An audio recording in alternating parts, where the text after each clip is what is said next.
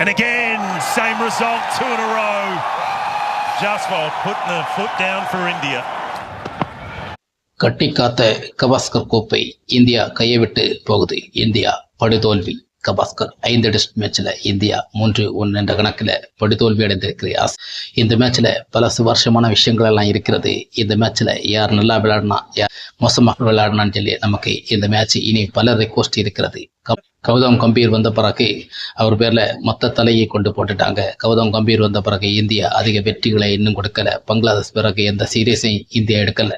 ஆனா இந்த கட்டி காத்து கொண்ட கவாஸ்கர் கோப்பை இந்தியாவுக்கு பெரிய ஒரு ரெஸ்பான்சிபிலிட்டா இருந்துச்சு. ஆனா அதையும் கூட இந்தியா இன்னைக்கு இழந்துருச்சு. மேட்ச் மதியம் இடைவேளை பிறகு ஆஸ்திரேலியா வின் பண்ணி போயிட்டே இருக்கு. இந்த மேட்ச் இந்தியா பக்கம் தான் இருந்துச்சு. ஆனா முக்கியமாக பும்ரா பவுலிங் செய்யாதனால இந்த மேட்ச் மிக விரைவில் கைவிட்டு போனதை நான் சொல்ல முடியும். இந்த மேட்சை ஆஸ்திரேலியா வின் பண்ணி கவாஸ்கர் கோப்பையை அவங்க பக்கமா தக்க வைக்கிறாங்கன்னு தான் சொல்ல முடியும். அந்த அளவுக்கு இந்த மேட்ச் முக்கியமான ஒரு மேட்சாக கருதப்படுகிறது.